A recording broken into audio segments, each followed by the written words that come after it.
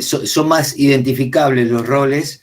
Después están las reglas, que también toda familia, por más que se note o no se note, ya lo vamos a ver un poquito más adelante, hay reglas que son más visibles, hay reglas que no son tan visibles o no son tan conversadas, pero que están. Y después están los mitos familiares, que es algo más profundo y más invisible. Los mitos familiares tienen que ver con algo a veces que se hereda o que se transmite de generación en generación. Son muy fuertes los mitos familiares y a la vez son más difíciles de identificar, porque no se ven tan claramente como los roles o como las reglas. Pero bueno, estas tres cuestiones atraviesan a toda estructura familiar.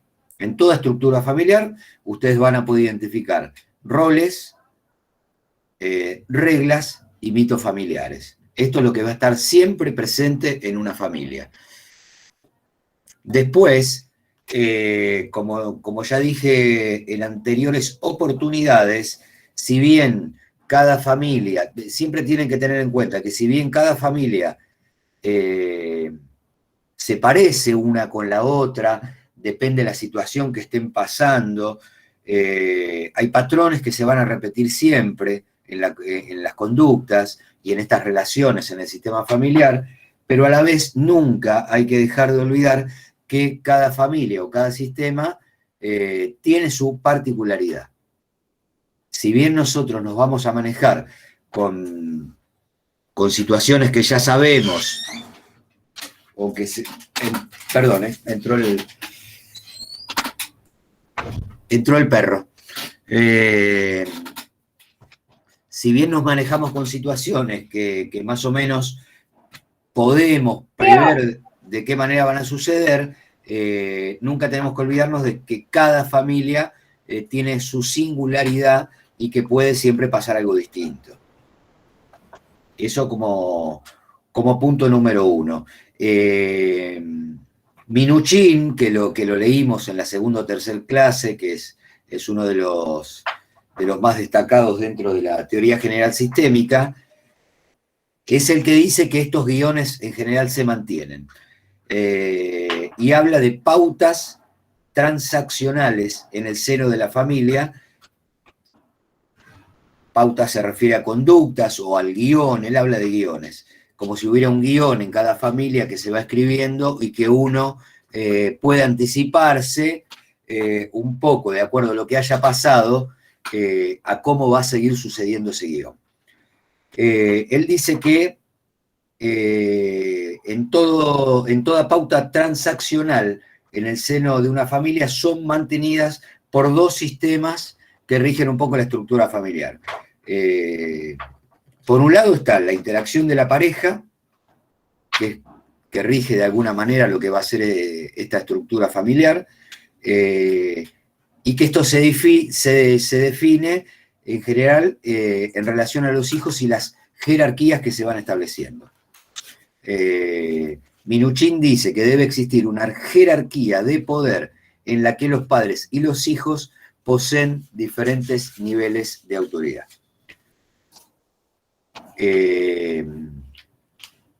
Quiere decir que es esperable que en una familia, como ya hemos visto también, haya jerarquías. Si estas jerarquías están en ausencia o no funcionan, seguramente ahí va, es decir, si los hijos tienen que tomar decisiones que tienen que tomar los padres, o si los padres le piden a los hijos que tomen ciertas decisiones, va a pasar en algún momento a ser un sistema disfuncional. Porque, de acuerdo a cada rol, cada uno debe asumir la responsabilidad y tomar cierta clase de decisiones. Como ya vimos, hay familias que son muy autoritarias, donde las jerarquías están muy reforzadas, y hay familias en las que la jerarquía está muy flexibilizada, y ambas cosas son contraproducentes. El segundo sistema que describe Minuchin dice que es específico de cada familia y engloba las expectativas mutuas de los miembros de la familia en relación con tal o cual modo de intercambio emocional, cultural. ¿A qué se refiere? A ciertas costumbres que pueda llegar a tener cada familia. Estas costumbres se ven todo el tiempo, qué sé yo. Acá cita el ejemplo de, puede ser que en Navidad toda la familia se reúne para decorar el árbol de Navidad cierto día, o el festejo del Día del Padre siempre se da con que hay un almuerzo de ciertos integrantes de la familia. Bueno, se refiere más que nada a esas pautas, o con esto se refiere a que esas son pautas que rigen a la familia. Conclusión de toda esta introducción que hago: los roles, las reglas y los mitos familiares participan siempre del mantenimiento de la estructura familiar. O sea, lo que sostiene la estructura familiar, lo vuelvo a decir y para que quede claro, son los roles, las reglas y los mitos familiares. Dentro de estos tres contenidos se estructura una familia. Lo que vamos a ver ahora es uno por uno, nos vamos a detener un poquito en cada uno de estos conceptos. Roles, que aparentemente es lo más visible y lo más sencillo de entender. La familia, mediante procesos de interacción, va asignando roles a sus diferentes miembros. Dice el texto, y sitúa dos ejes: el eje de poder, en el cual cada rol puede ubicarse en un contenido de poder y no poder, ahora lo desarrollamos un poco más, y el eje instrumental versus el socioemocional. Acá dice que en las familias se suele dar una especialización de roles. Unos de ellos tienden más a lo instrumental y otros se especializan en el campo socioemocional. Si tienen alguna duda de esto, me dicen, pero yo ahora lo voy a explicar un poco más. Por ejemplo, uno de los roles que toma esta autora, que todo el tiempo está comparando con Salvador Minuchin, un rol clásico que aparece, dice, es el de la oveja negra, ¿no? Que en algunas familias este rol puede ser muy evidente para los miembros y en otros está un poco más escondido, pero es muy común que en todas las familias aparezca un poco este rol de la oveja negra, el que no quiere estudiar, el que no se quiere levantar a cierta hora, el que no trabaja, el vago, el que lo sabe todo. Ese no estaría tanto como la oveja negra, pero a veces los roles son complicados. Lo que dice la autora es que cuando queda uno de estos roles, por ejemplo el de la oveja negra, que queda muy rígido, que queda en ese lugar, que toda la familia un poco se pone de acuerdo, el que tiene ese rol, más que escaparse de ese rol, lo reafirma con algunas de sus actitudes. Entonces uno dice, sí, ¿ves?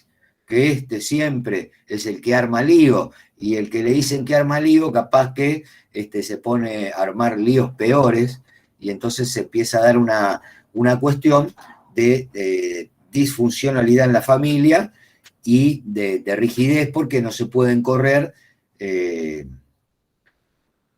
esa situación.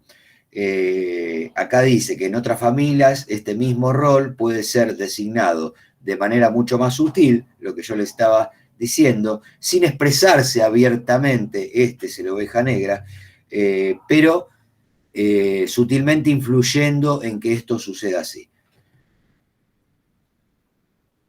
Esto es una manera de organizarse de las familias y de sacarse un poco el problema de encima. Esto ya es una opinión que doy yo. Si nosotros catalogamos a uno como la oveja negra, un poco la familia o el sistema se organiza para sacarse el problema de encima y depositarlo todo en una misma persona, ¿no? Y eso siempre hay que investigarlo, siempre hay que ver, o como cuando pasa en un grupo que dicen, se cataloga uno de la oveja negra y capaz que lo terminan echando. Y después el grupo, en algún momento, parece que va a ser todo perfecto sin la oveja negra y no es todo perfecto. Empiezan a surgir otras cosas. Por eso siempre hay que estar atento a diferentes cuestiones y preguntar, investigar, no dar nada por sentado, porque muchas veces sucede así. Hay grupos que son muy, muy expulsivos. Ya ahora me estoy corriendo un poco de la familia, pero echan a uno que tiene el cartelito colgado de la oveja negra y después el grupo empieza a inventar otra oveja negra, porque es una manera de relacionarse. Necesita ese grupo que haya una oveja negra. ¿Mm? ¿Se entiende más o menos cómo funciona? Dice, ¿a qué se refiere con instrumental? El concepto instrumental no me queda claro, no tengo mic hoy para preguntar, profe, pregunta Daniela. Vamos un poquito más para atrás con esto. Sí, yo hablé de instrumental y de socioemocional. Lo instrumental tiene que ver con roles más precisos, con conductas más pautadas, y lo socioemocional tiene que ver con algo menos controlado, con lo que va sucediendo en el campo, más allá de lo que ya está pautado, que tiene que ver con el instrumento, lo instrumental, lo que se instrumenta. Vamos a hacer estas tres cosas. Bueno, lo socioemocional tiene que ver con lo que pasa después a partir de eso que haces con el instrumento. No sé si te aclaré o te confundí más. Disculpe, como en una familia, cuando tiene un familiar adicto, el emergente es el adicto de una familia. Pregunta Verónica, lo leí medio abajo, pregunta si cuando en una familia hay un adicto, el emergente es el adicto de una familia. Bueno, sí, a grandes rasgos hablamos porque hay que ver qué nivel de adicción, a qué se llama adicto, digo, desde este lugar lo primero que tenemos que aprender es a no dar nada por sentado, porque ponerle ya adicto ya es un poco la oveja negra, ya de entrada, no le damos lugar a que no sea la oveja negra. Hay que ver cuándo es adicto y si se lo puede considerar adicto, y tendríamos que discutir qué es un adicto, ¿no? Porque con respecto a eso hay mucho apuro en general en colocar el mote sin saber muchas veces de qué se está hablando. Pero tomemos, eso lo digo como aclaración, pero la adicción de alguno de los miembros en la familia, por supuesto que puede ser un emergente de algún problema familiar.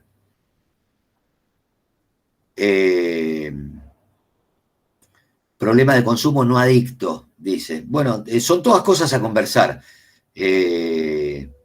Todas cosas a conversar. Si tenemos que tratar una adicción o un problema de consumo y lo tenemos que enfrentar con una familia, son todas cuestiones a conversar. Hay que conversar con el que consume, hay que conversar con el que no consume,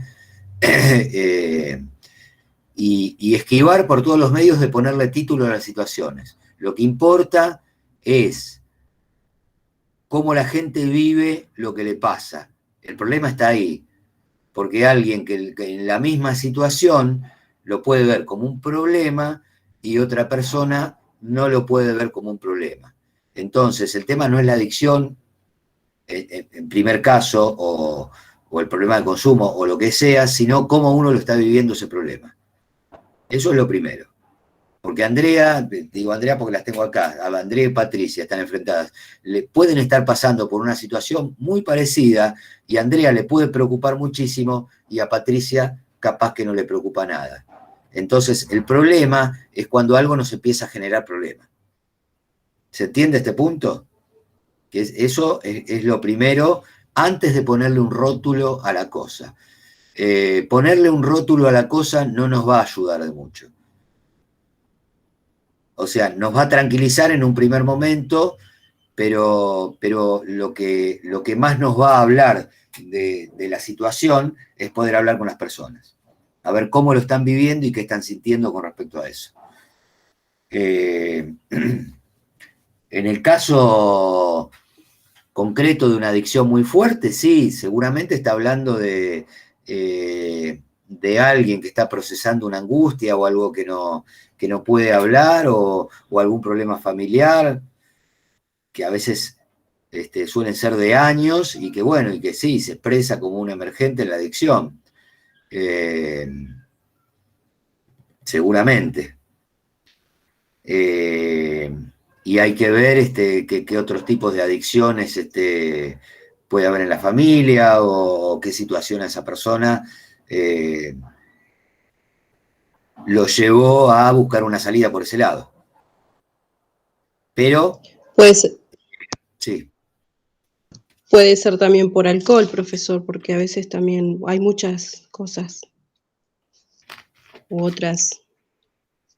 Sí, sí, adicciones, sí, puede ser adicción a mirar televisión. Una persona que mira 12 horas de televisión por día es adicta a la televisión. Por eso digo, tenemos que corrernos también de los motes de que es un adicto para la sociedad. Y, y si vamos a estas situaciones, claro, sí, hay más adictos al alcohol que a muchas otras cosas que están prohibidas. Así que eso también es un eje que atraviesa nuestra sociedad, ¿no? Lo que está prohibido, lo que no está prohibido, lo que está prohibido se mira peor, lo que está permitido tiene como una mirada más, no, no tan acusatoria. Bueno, estamos regidos por un montón de cosas que nosotros, si vamos a trabajar desde cierto lugar, tenemos que de a poquito ir despejando prejuicios. Despejando prejuicios para poder pensar, no para poder decir, después uno va a sentar posición con respecto a un montón de cosas y hay situaciones que pueden llegar a ser muy problemáticas por el lado de la adicción. Pero de alguna manera nosotros tenemos que comenzar a mirar las cosas de otro lugar, ¿no? Con todos los saberes que vamos tomando en este momento. Y en el caso del adicto, bueno, muchas veces está muy enfatizado, muy marcado ese rol de adicto, de oveja negra. Bueno, hay mucho que analizar ahí, mucho que analizar. Porque probablemente eso sea la consecuencia de un montón de situaciones previas. Digo, nosotros tenemos un poco la obligación de ir hacia la causa, ¿no? Porque la consecuencia solamente nos da, es el capítulo de una situación, la consecuencia, en la punta de un iceberg. Pero seguramente hay una situación que pueda llegar a explicarla y eso es lo que tenemos que investigar. Eh,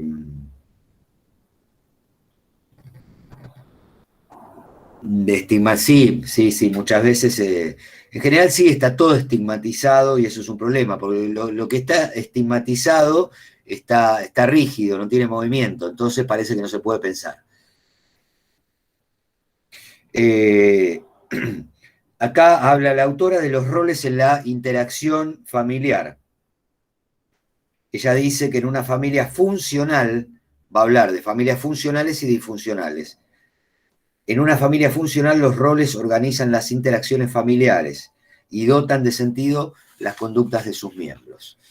Las familias funcionales son lo suficientemente flexibles como para permitir que los roles se intercambien en función de las necesidades familiares individuales. Además, en función de las situaciones, un mismo miembro puede jugar varios roles diferentes. Eh, bueno, esto es acá está hablando de una familia funcional, que pongámonos de acuerdo, son las menos, ¿no? Son infinitamente las menos, en general las familias, la mayoría son disfuncionales, digo, estamos todos llenos de problemas, digo, para que, no sé si es para que se tranquilicen, pero digo, lo que sucede es esto. Todos somos locos, ¿sabes? Familias funcionales hay muy pocas, y funcionales 100% no hay ninguna. En general, la mayoría de las familias, y me incluyo, somos un desastre.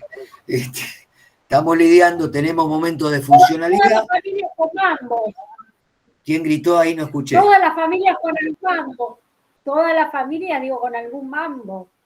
Claro, bueno, pasamos, en realidad, esto tampoco es algo quieto, pasamos por momentos de funcionalidad y pasamos por muchos momentos de disfuncionalidad.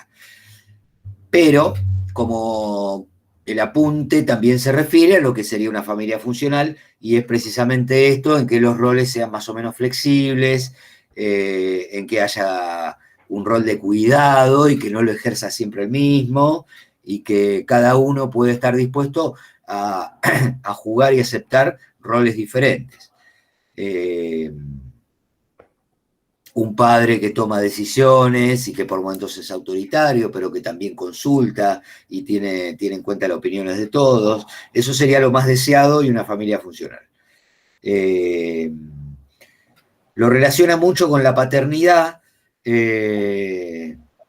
y esto de que una familia sea funcional lo relaciona mucho con la paternidad y con la parentalidad. Esto quiere decir que las decisiones puedan ser compartidas en el orden de jerarquía por ambos padres.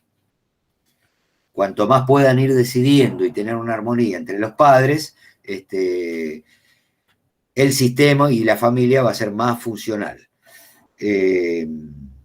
Dice, el rol parental funcional se basa en la necesidad de que los padres se ajusten a las etapas sucesivas del niño, aceptando una redefinición periódica de las relaciones padres e hijos. Bueno, esto es lo que, de alguna manera, lo que también venimos charlando, que lo que más pone en jaque a esta relación de los padres es el crecimiento de los hijos, porque demandan cosas muy diferentes a medida que van creciendo. Un chico a los 5 años demanda una cosa, a los 7, 8 demanda otra, y a los 10, 11 demanda otra muy distinta. Entonces, le obliga al sistema familia a tener que adaptarse todo el tiempo. Y esto presupone mucho esfuerzo, mucha apertura, y bueno, en las familias disfuncionales, dice ahora, la mayoría, se suele encontrar más rigidez en el reparto y en el mantenimiento de los roles, y la frustración del cambio necesario. Este cambio necesario, claro, produce mucha inestabilidad y produce cierta frustración. En este caso, los roles no evolucionan con el tiempo y se convierten en anacrónicos. En ocasiones, la asignación de un rol a un miembro de la familia es tan rígida que conlleva una fuerte invasión de su personalidad. Bueno, entonces, sí, esto de alguna manera lo que quiere decir es que a veces esta exigencia de tener que cambiar y tener que cambiar produce como un ataque a la personalidad, que podría ser como un sentimiento muy fuerte de inseguridad por parte de los padres. Esto de tener que cambiar otra vez, esto de tener que adaptarme a esto que está pasando, y esto de tener que ser más autoritario o menos autoritario, hace que uno se analice muy para adentro y genere mucha inseguridad en algún momento. No existe la familia perfecta, no, por supuesto que no. Sí existe la familia en la que permite un poco más el desarrollo de sus miembros, y hay algunas que no permiten el desarrollo de nada, entonces ahí sí hay un problema mucho más severo. Dos roles disfuncionales muy analizados en el campo de la terapia familiar son el del hijo parentificado o el del chivo expiatorio. Vamos a ver brevemente de qué se trata. El chivo expiatorio tiene que ver un poco con la oveja negra, pero un poco se diferencia. Ahora lo vamos a ver. Vamos a ver primero a qué quiere decir esta autora con hijo parentificado. Es así. Si están anotando, es tal cual. Hijo parentificado. Acá dice que en algunas familias vamos a encontrar que se le ha otorgado a los hijos... Perdón, profe, Sí. ¿le puedo preguntar algo? El hijo parentificado no se puede dar a veces cuando, por ejemplo, uno ya es grande y los padres se hicieron adultos mayores y uno está un poco como al cuidado de ese adulto mayor, porque ahí como que los roles se invierten. Mirá, te propongo No sé que... si me entendió la pregunta, profe. Sí, entendí claramente. Lo que te propongo es que leamos un poco unas líneas de lo que dice la autora, así lo analizamos. A ver si entra o no entra con esta descripción que vos hacés. Dice que en algunas familias disfuncionales se puede encontrar que le otorgaron a los hijos, de manera encubierta, una posición demasiado elevada en la toma de decisiones familiares. Estos niños ocupan un rol de padre de sus propios padres o de padres de sus hermanos. Esta función en sí misma no es dañina, pero sí lo es cuando se convierte en un rol escondido, duradero e inapropiado para las competencias del niño. Habla de algunos casos en que algún hijo puede funcionar como un cónyuge sustituto. En relación a la pregunta de recién, ¿quién me la hizo? La pregunta de cuando cuidar a los padres Yo, de grandes. Amorina, bien. Yo, profe. Perfecto. O sea, yo entiendo Sí, que esto acá se no... refiere a cuando alguien es chico, y te dan ese rol siendo chico, siendo un niño, por ejemplo, que no sé, que cuide al hermanito menor. Que cuiden al niño menor o que tomen decisiones que no toman los padres. Esto funciona muchísimo. Vas a ir a, no sé, tiene que hacer un curso, ¿qué vas a hacer? ¿Vas a ir hoy? Cuando empiezan a circular preguntas en las que tienen que decidir los chicos. Completamente, 100%. O hay alguna ausencia de vínculo del rol de padre o madre y los chicos empiezan a sustituir o ese famoso padre que de repente abandona el hogar y el hermano mayor se transforma como el sustituto del padre, a veces en la toma de decisiones, en retar a sus hermanos, etc. Lo que sí puede caber en esta descripción y con respecto a tu pregunta, Morina. Sí. Digo que eso es muy común. Sí, yo estoy linkeando con tu pregunta. Sí. Sí, no hace falta ir al interior, ¿eh?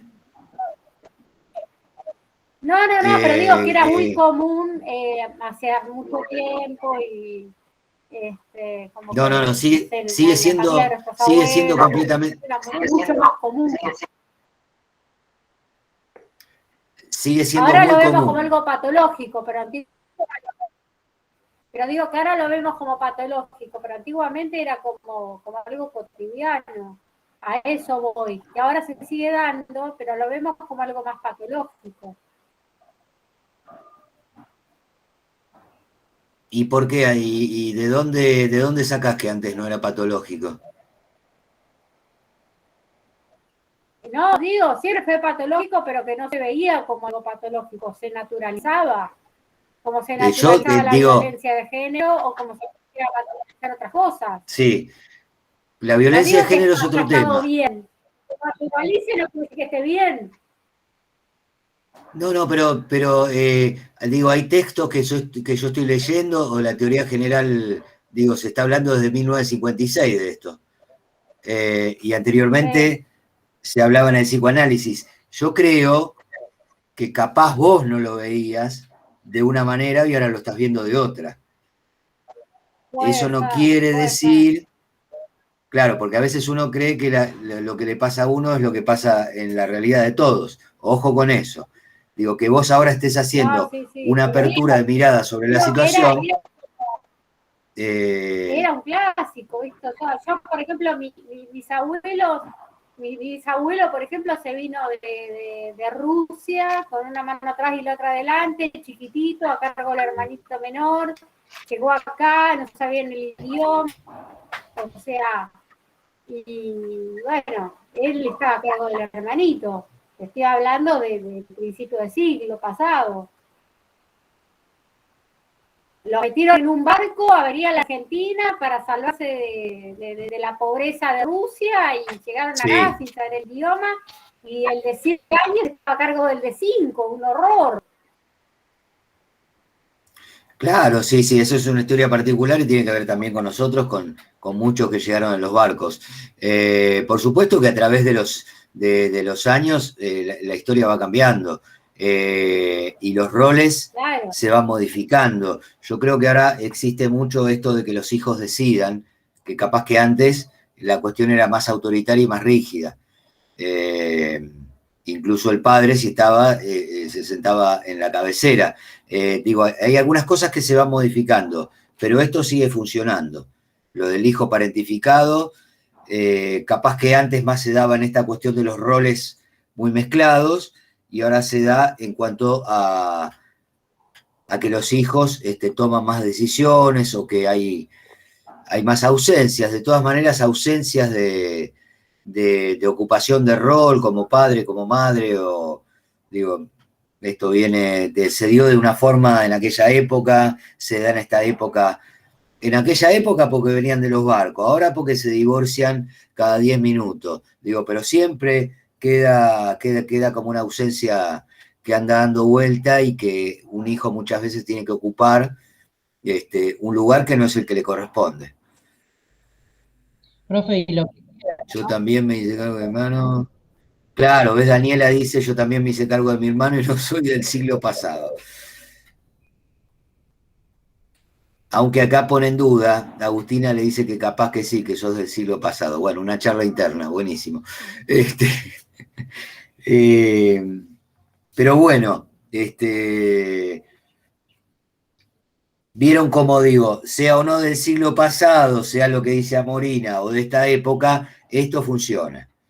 Y muchas veces esto tiene como un proceso en el cual hay un desprendimiento de este hijo que quedó pegado, mal pegado, o puede pasar que esta pegatina dure para toda la vida, que lo vemos, y como en el primer ejemplo que trajiste, queda algún hijo muy pegado al padre, y lo tiene que cuidar permanentemente desde que nació hasta que se muere.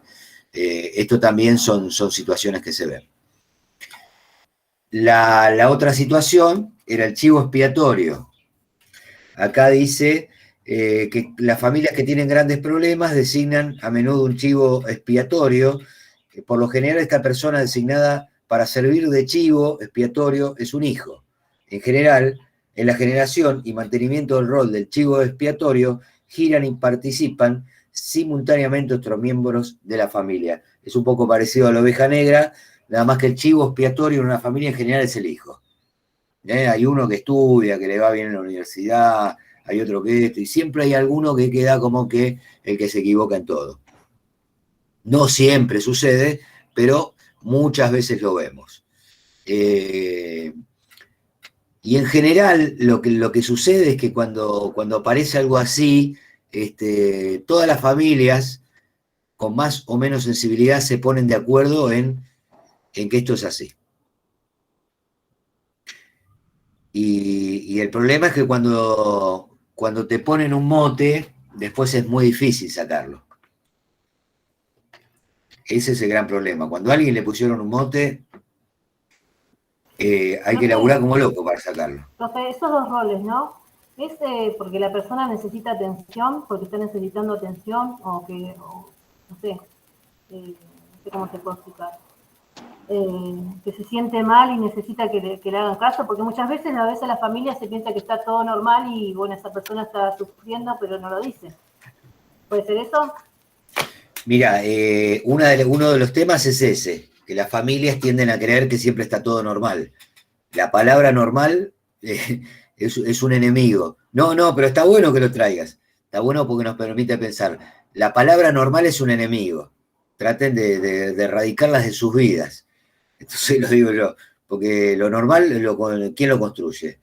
Y también es cierto, lo que decís, es que las familias tienden a pensar de que está todo bien, que está todo normal, y hacen lo posible, el sistema se organiza para no ver. Digo, esto es lo que más sucede. Nadie quiere ver y se espera un poquito hasta que estalle, algún quilombito, por decirlo así con palabras simples. Con respecto a la atención, todos necesitan atención. No solo el que está gritando y No, pataleando, pero muchas veces por ahí hay una de los integrantes de la familia que necesita más atención, porque por ahí es más débil o porque por ahí le cuesta tomar decisiones solo, no sé, a ese lado me voy yo. Claro, pero justamente lo que vos estás haciendo es catalogar, que es de lo que estamos hablando. Hay uno que necesita atención porque es más débil. Está frito. Está frito. Eso es construir un chivo expiatorio. Porque seguramente lo decís vos y te escucha alguno de los hermanos y te escucha tu marido y ya está. Quedó para todo que es el débil y el que más necesita atención. Y andás a ver si es así. Lo que pasa es que quedó en un lugar horrible. Alguien le dijo débil, el otro también le dijo débil, y el que es débil, de alguna manera tomó ese lugar, ¿no? Porque es la asunción del rol y la adjudicación. Alguien, como vos dijiste acá, no, porque es el débil el que más necesita atención. Está frito, pobre. Porque de alguna manera, sin mala intención, vos le adjudicás un rol diciendo que es débil y necesita atención. Y el otro, por ahí, en su incertidumbre, lo toma ese rol. Él también se convence de que es el débil y que necesita atención, y entonces empieza a actuar en consecuencia. Entonces parecería que es el que más atención de todos necesita y que es el más débil de toda esa familia. Sin embargo, a veces, el que se anima a ser el emergente de una situación no es el más débil, es el más fuerte. Porque de alguna manera está diciendo, acá está pasando algo. Ustedes se callan todos. Bueno, yo digo que acá está pasando algo que no me gusta. Y no es terrible. Claro, yo una vez escuché a mi mamá, porque ella cuidó mucho tiempo a mi sobrino, y escuché a mi mamá que, por ejemplo, el nene cuando lloraba o se portaba mal, le decía a mi hermana que el nene necesitaba atención, que por eso hacía los berrinches que hacía o se portaba mal. Por eso lo traje a estos roles. Claro. Sí, yo insisto, con que atención necesitan todos. Lo que pasa que algunos parecen que la tienen cubierta, pero realmente y no dicen nada, pero atención necesitan todos. Lo que sí está bueno, en el caso que vos traes, es que siempre exista la posibilidad de diálogo, ¿no? Antes de decir, este es el débil, este es el que necesita atención, mejor charlar sobre el asunto, ¿no? Porque las cosas quedan petrificadas y enmarcadas cuando no existe la posibilidad de dialogar. Entonces, si uno puede dialogar, por ahí se puede correr del lugar de decir es el débil, porque hay que salir de esta tentación. No es fácil, porque nosotros todos estamos creciendo en este tipo de sociedad. Entonces nos es difícil, es lo que vivimos todo el tiempo. Lo que yo digo es que tenemos que hacer un esfuerzo, más si nos decidimos a estudiar y nos interesa el tema, en corrernos de catalogar. No hay que catalogar, no hay ninguna obligación de catalogar. Después, si un psiquiatra, un psicólogo quiere hacer un diagnóstico, es otra cosa. Pero hay que correrse de catalogar. Si alguien dice, me pasa esto en esta familia, me duele esto, o tengo este problema, charlemos sobre el problema. ¿Se dan cuenta de que no hay ninguna obligación de catalogar? Sí, La sí, cuestión tal cual, sí, ya sé, pero lo que pasa es que, bueno, a mí me enseñaron hace, no sé, yo estoy hablando de hace 50 años atrás. A mí también. Y las cosas se enseñaban de otra manera, y como siempre charlamos en las clases, que era natural lo que antes te decían, qué sé yo, como le estaba diciendo yo recién, lo de catalogar. Pero bueno, recién ahora yo no tengo problema de empezar a cambiar, porque, es más, yo tengo mis hijos que ya son grandes y hay cosas que ellos van tomando y yo no los ocupo por eso. Yo lo tomo y es más, los apoyo. Pero el tema es que, bueno, uno es muy acostumbrado a otras cosas y te cuesta cambiar y por ahí, obviamente que uno siempre usa palabras que no tiene que usar, pero bueno. No, no, está bien, Andrea, esto va para todos. Cuesta, mirá, primero, cuesta cambiar completamente. Segundo, no hay obligación de cambiar, ¿eh? Uno cambia si se le mueve algo en el interior, en el corazón, en la cabeza, si tiene otras expectativas. No es obligación cambiar. Si uno se quiere quedar con el manual, se queda con el manual. A mí no me interesa, digo, yo les comparto mi posición. Yo parto de la base de que me educaron mal. Para no andar con chiquitas. Me educaron mal. Aprendí todo mal. Es verdad, Ya sí, está. ahora con las cosas que hay nuevas, sí, es verdad. Arranco. Uno pensó que era todo, estaba todo bien y sin embargo no, eran cosas normales. Por eso. Le sirvió a otras generaciones, le sirvió a mis viejos, a mis abuelos. Bueno, lo felicito. Yo, para arrancar fuerte, digo, en algún momento de mi vida me lo propuse, dije, la verdad, me enseñaron todo mal. Me enseñaron todo mal.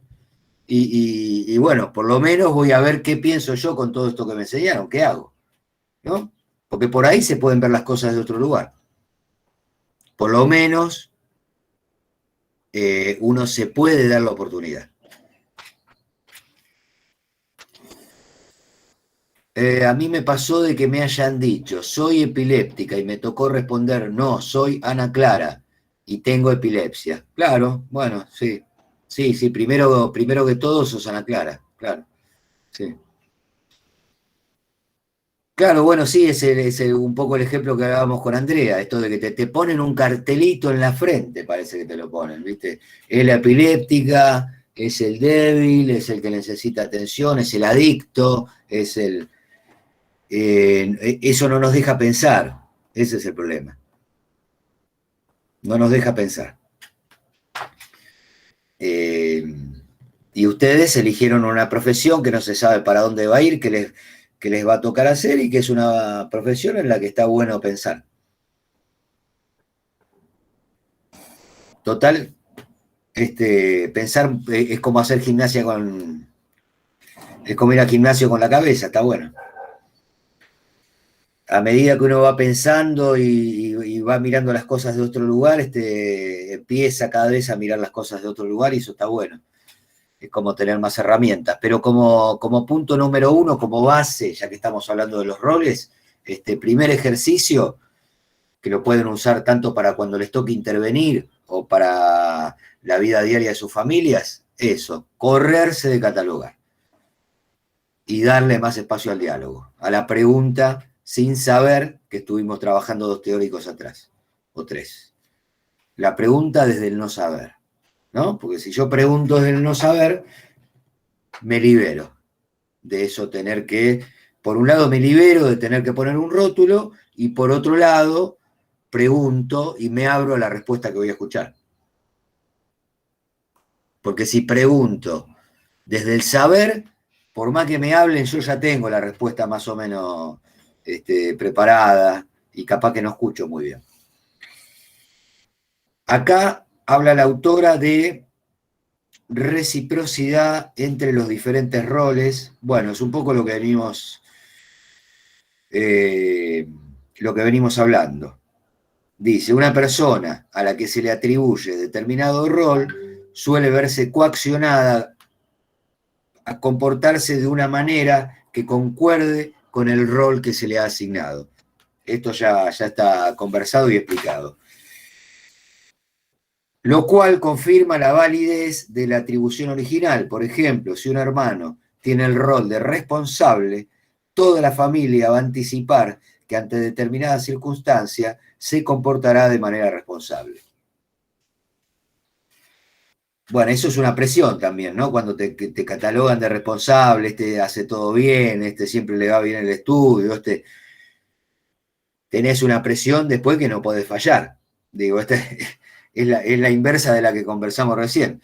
De repente te ponen el mote de responsable y vos decís para adentro, yo no soy tan responsable, pero bueno, me pusieron este rol y no quiero defraudar a nadie, porque me dijeron que soy el más estudioso, el más responsable, ¿eh?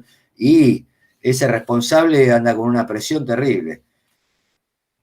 En general le sale bien, pero un día le sale mal y todos dicen, ah, mirá, pero no era tan responsable. Los termina defraudando a todos. Igual depende mucho de la persona, porque yo como madre de 4, uno era perfectito, tipo 10 y a los 18, bien, se fue de mochilero, hizo de todo y ahora 26 volvió con la valija llena de experiencias y dice, voy a ser un civilizado. Por eso depende de cada chico, ¿no? De No, cada... por supuesto.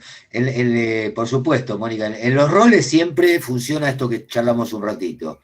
Alguien te lo quiere adjudicar y vos lo tomás o no lo tomás. Te dicen responsable y vos podés decir, yo soy responsable a veces, no siempre. No, a mí me sorprendió, porque venía, bueno, me pero desestructuró, pero ahora en la vuelta del camino digo, mira vos, qué bien, todo lo que aprendió, todo lo que potenció en su vida y la libertad que tuvo, ¿no? bueno, eso sucede mucho y los 18 es una edad hermosa para que eso suceda. De cuando a uno le pusieron un rol y no está tan contento y en algún momento tiene que tomar una decisión que rompa con todo eso. Digo, si te querés poner siempre ese traje que te dieron o en algún momento te agarrás la mochila y te va por ahí a ver qué te pasa con el mundo, ¿no? Y ver qué pensás vos de la vida. Eso es romper un poco con todo eso, ese bagaje familiar, ¿no? Que está bueno. No todos lo hacen, pero es muy saludable que él lo haya hecho. Totalmente, ahora que volvió, totalmente. Claro, porque el tema de que cuando uno no rompe con el rol, queda en ese rol para siempre. Y es un rol que muchas veces suele ser mentiroso. O uno no quiere asumir. Por ahí te ponen el cartel de responsable. Y es mucha presión también. Porque hay que ser siempre responsable. ¿Para quién? Encima, ¿para quién? Porque alguien me lo dijo alguna vez. Es muy pesado y a su vez va a repercutir siempre en las relaciones que esa persona establezca a lo largo de su vida, ¿no? Porque te fuiste de la familia diciendo el más responsable de todo y por ahí salís a la calle y otros ven otra cosa, ¿eh? No te ven tan responsable. Y entonces decís, pero ¿cómo? Si a mí me dijeron que era súper responsable. Entonces ahí empiezan los cortocircuitos. Acá dice, en una familia que funciona bien, la complementariedad se traducirá en un buen trabajo en equipo. El problema, tal y como hemos visto anteriormente, se genera cuando cambian las circunstancias y un miembro de la familia quiere o necesita cambiar de rol, pero el sistema familiar es tan rígido y ejerce tal presión que no lo deja cambiar. Bueno, nos estamos adelantando con la discusión a lo que después viene en el texto, pero es un poco lo que conversábamos con Mónica. Por ejemplo, dice acá, podemos encontrar la situación en algunas mujeres que tras años dedicándose a la educación de los hijos y mantener la casa, quieren reincorporarse al mundo laboral. Estas situaciones implican un cambio en la relación mujer-marido, madre e hijos. Si el resto de los miembros de la familia no están dispuestos a cambiar sus roles, estas mujeres encontrarán muchos obstáculos para lograr sus objetivos y cambiar su rol de ama de casa al de la mujer trabajadora. Bueno, lo que yo digo es que el problema de los roles, sobre todo, porque no es que vamos a evitar los roles van a estar siempre. El problema es cuando no tienen posibilidad de movimiento. Ese es el gran problema, no vamos a poder esquivar los roles porque es algo que está en todas las familias. El problema es cuando no hay posibilidad de movimiento. En este caso que pone la autora, si una mujer decide después de 10 años cuidar a sus hijos y trabajar de ama de casa, quiere salir al mundo laboral, y hay que ver qué le permite esa familia o a qué está dispuesta esa familia en reorganizarse con respecto a tareas que va a haber que repartirse, ¿no? Creo que acá cada situación puede ser muy distinta, pero en general el sistema familiar, como primera instancia, va a empujar a que no haya movimientos, salvo que la familia sea muy funcional y muy abierta, y en este caso la mujer plantee su necesidad de otras actividades y todos digan, sí, por favor, sí, estamos completamente dispuestos. Sale tú al mercado laboral que nosotros haremos todas las tareas de la casa a partir de mañana. Es difícil encontrar respuestas tan abiertas, ¿no? Y así en otras cosas.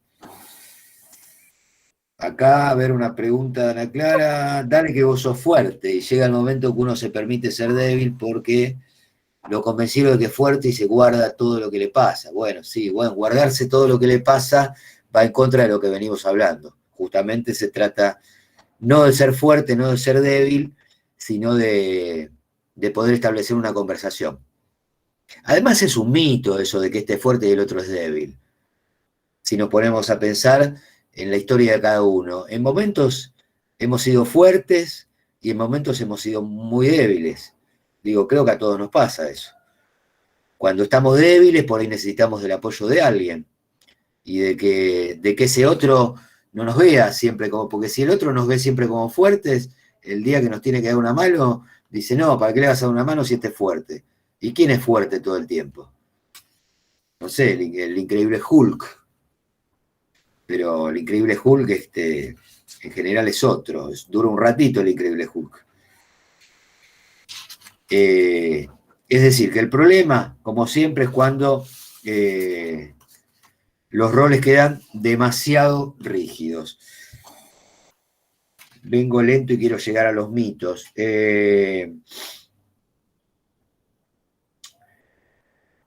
Transmisión transgeneracional es un concepto que hace referencia a cómo el pasado puede influir en el presente en una familia. Dice, por ejemplo, las mujeres que han vivido en familias violentas se casan con maridos violentos. O en esta familia las mujeres son las que llevan la voz cantante, incluso en algunas corrientes de la terapia familiar, se otorga una importancia fundamental a la familia multigeneracional en la vida del individuo. Bueno, esto es más complicado, pero habla de modelos relacionales que se aprenden. Por ejemplo, una chica cuya madre tomaba las decisiones en casa puede querer construir su nueva familia de manera que ella sea la que tome las decisiones. Por todo ello, podemos afirmar que cada pareja no solo son dos personas, sino que son dos sistemas familiares que se juntan. Bueno, acá hay varias cosas. Por un lado, esto de dos sistemas familiares que se juntan, está claro, ¿no? Porque cuando se junta una pareja, lo que hablábamos el otro día, cada uno viene de un sistema familiar, de ciertas pautas, ciertos roles, de cierta manera de cómo deberían ser las cosas, y una vez que se juntan, es esperable que esto más o menos exista un acuerdo, aunque no muchas veces los acuerdos no son conversados, sino que se dan. Esto tiene que ver con las reglas, con lo que viene. Pero lo que pasa muchas veces es que alguno de los dos le quiere más imponer al otro estas reglas que trae y que por ahí no pudo poner en cuestión. Este manual con el que viene. Eso por un lado. Por el otro lado, plantea la situación de que de alguna manera estamos determinados por cosas que hemos vivido, ¿no? Si uno fue hijo o hija de una mujer que tomaba las decisiones de la casa, dice acá el artículo o el apunte que va a tender a que eso le pase, sobre todo si no puede, si no es un conflicto que ha podido resolver. También se mete con el caso de familias violentas o con maridos violentos, como que hay cierta tendencia de una mujer que no ha resuelto esta situación de haber vivido en una familia violenta, ante un conflicto no resuelto, hay alguna tendencia a que busque un marido violento o una esposa violenta. Esto es un poco lo que plantea este artículo. A este respecto, el autor dice que a menor cantidad de conflictos no resueltos en la familia de origen, el individuo es más libre de elegir libremente una pareja. Lo invierto. A mayor cantidad, digo, de conflictos resueltos, esto es como una conclusión, que está bueno, a mayor cantidad de conflictos resueltos, cada uno de nosotros es más libre a la hora de elegir una pareja. Queda claro, ¿no? El conflicto no resuelto, un conflicto tapado, pasado por alto, esquivado, negado, todas las variantes que existan, es probable que uno genere las condiciones para que ese conflicto se repita. Porque como cuando estuvo en esa situación no hizo nada por resolverlo, no pudo, lo negó, de alguna manera ese conflicto vuelve. Uno se las ingenia, no conscientemente, para volver a aquella escena temida de la que escapó. Me parece que esto es lo más importante que tiene que quedar en claro. Después hay un ejercicio que pueden hacer, se los recomiendo, a veces es lindo, a veces es un poco doloroso, pensar en cómo eligen parejas ustedes. ¿No? Piensen si han tenido una pareja o más de una pareja, cómo eligen, por qué este sí y por qué este no.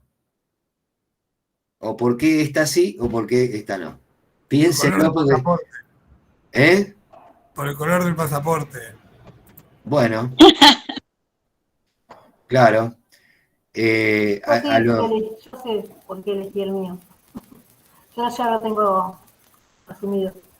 Sí, ¿lo querés compartir? Te escuchamos. Si no, no, puede ser que no quieras. No, en realidad no hay nada de otro mundo, pero yo, por ejemplo, mi papá no era mi papá y bueno, ya era como que yo necesitaba mejor un cariño, porque viste que mayormente dicen que cuando no tenés el cariño del padre, necesitas ese cariño por ahí.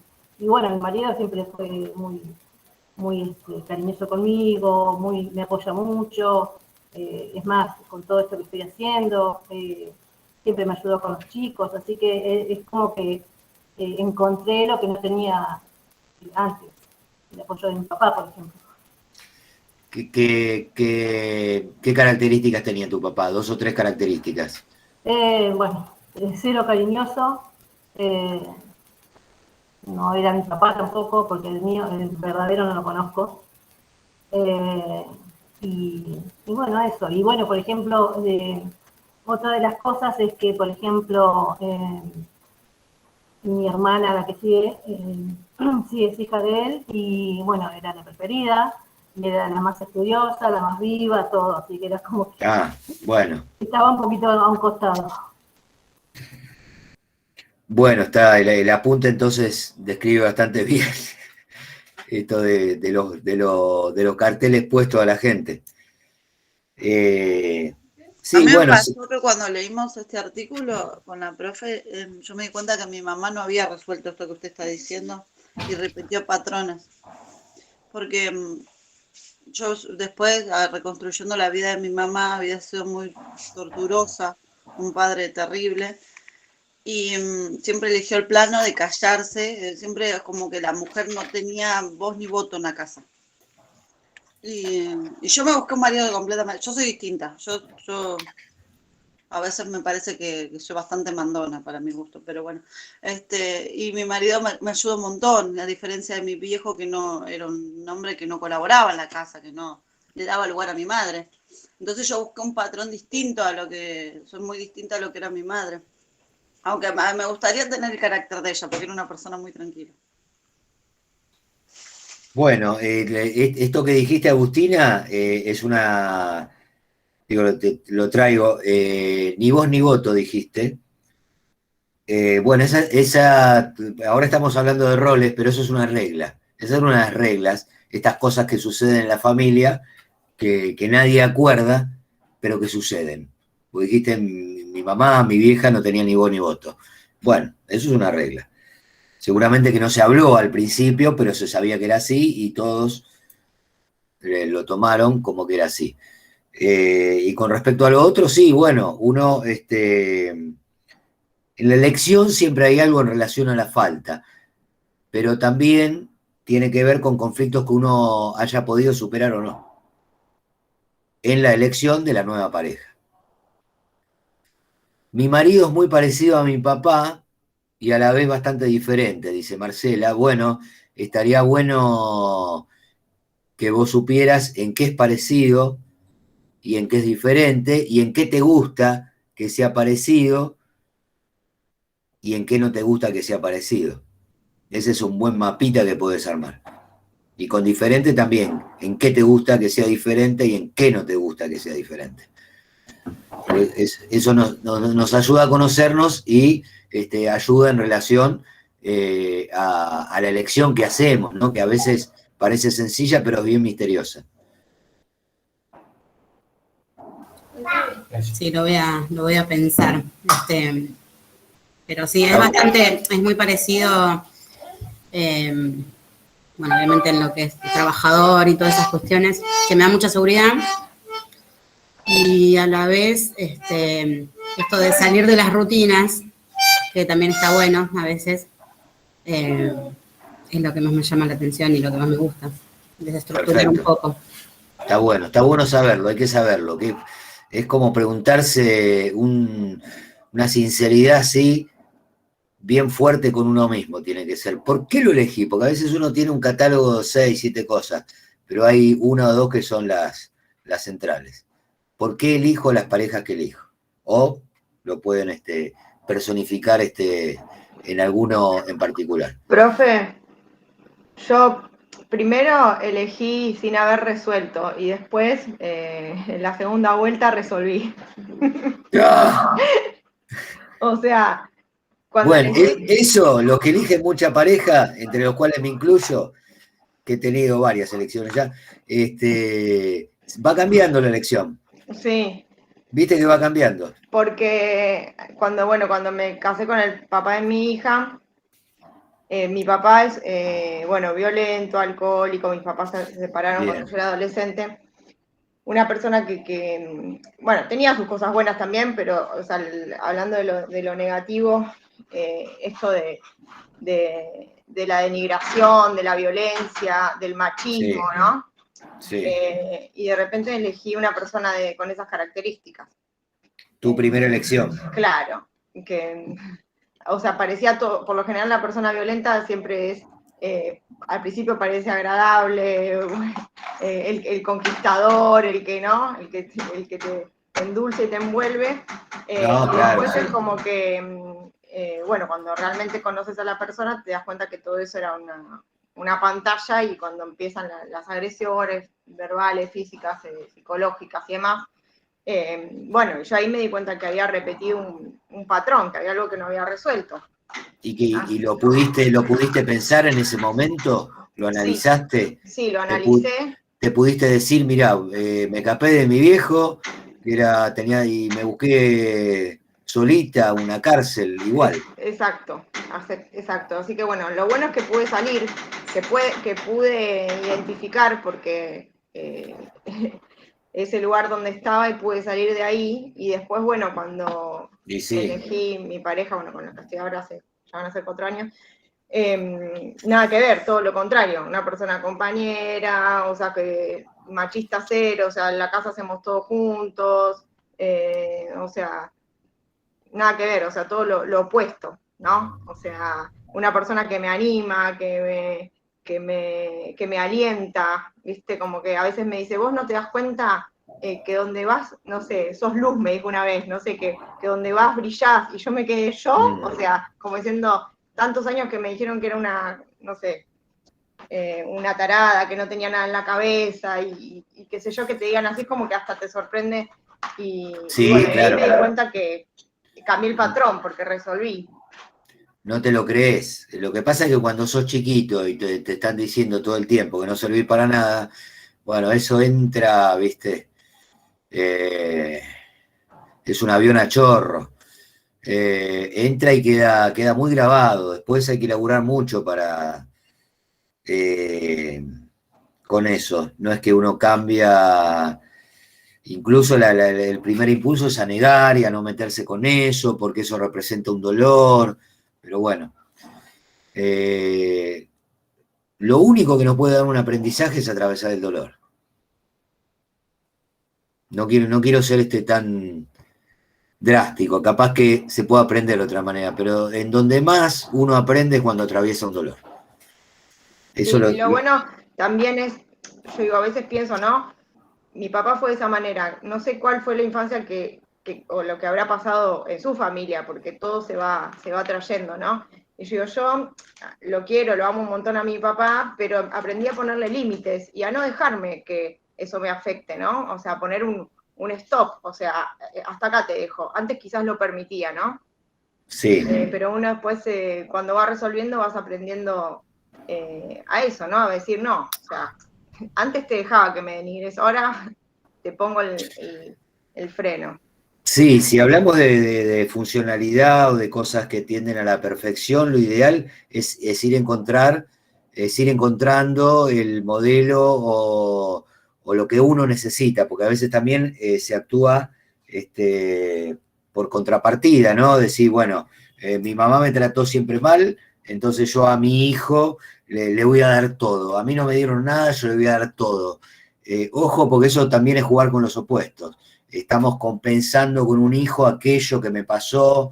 Digo, lo ideal es resolver en donde a uno le faltó y después darle el otro, no en relación a esa otra relación, sino en relación a lo que uno quiere dar, ¿no? Que uno puede encontrar de a poco, lo digo así como si fuera tan sencillo, pero ir encontrando de a poco qué es lo que uno quiere dar y no dar en relación a una falta que uno tuvo. Ese es como otro aspecto. También lo otro, profesor, al menos que yo veo, es que sí, todos repetimos el patrón de la familia estructurada, vivir los 30 años, y cuando el amor ya se terminó, ya no hay con qué darle a eso. Yo creo que eso también nos va a llevar a buscar otras parejas, porque en una familia donde ya no hay amor, donde ya no se puede construir algo, es como que decís, bueno, acá ya se soltó. Pero vos qué estás planteando, Flor, que el amor tiene así como una fecha de vencimiento o algo así, para terminar de entenderte. Yo creo que una familia se construye con amor, o sea, es Sí. como cuando hacen toda la figura de la plantita, que hay que regarla, que hay que hacer esto. Pero eso es cuando uno se cansa de poner, y donde ya no ve que se puede hacer más, uno es como que dice, bueno, hasta acá llegó. Y sí, Sí, para mí bueno. tiene fecha de vencimiento. Eso es lo normal. Lo que dice Florencia es lo normal. Lo que pasa que no sucede siempre igual, por más que uno quiera. Son historias diferentes. La historia que traemos de nuestros padres, desgraciadamente, a veces nosotras copiamos inconscientemente. Cuando tenés falencias de padres, o últimamente que las parejas se separan más, entonces siempre está el abandono de alguien y buscar en ese otro a la parte que nos faltó.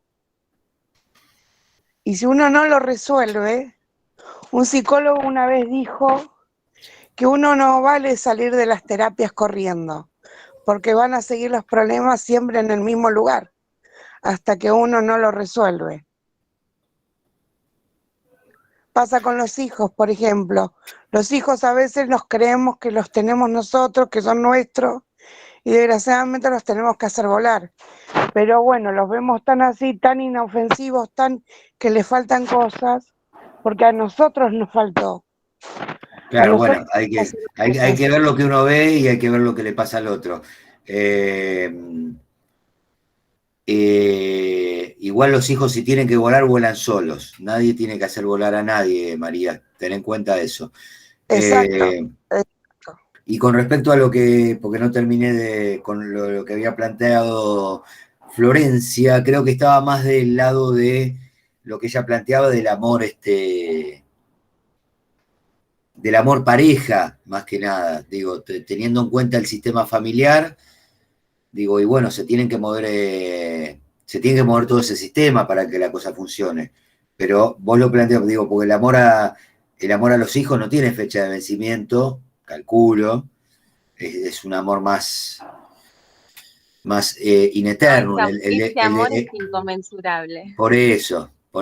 Entonces, el sistema familiar va a seguir funcionando. Aunque vos te separes o cualquiera se separe la pareja, ese sistema familiar sigue funcionando. Y lo que pasa anteriormente o después, que no anda, hay que ver cómo se vuelve a mover, ¿no? Me dio la sensación de que vos planteabas más apuntando a la situación de pareja, que es parte del sistema también. Cuando la situación de pareja no funciona o está pasando algo ahí, afecta a toda la familia.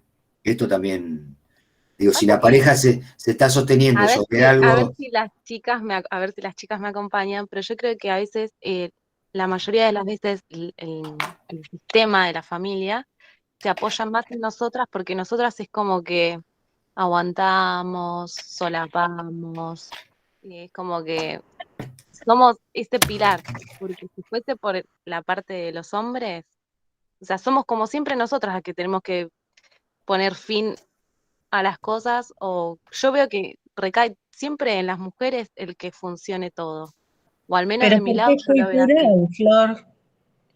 Es cultural que la mujer tenga que sostener toda la casa y la familia, y el hombre agarra sus cosas sin culpa, en líneas generales, ¿no?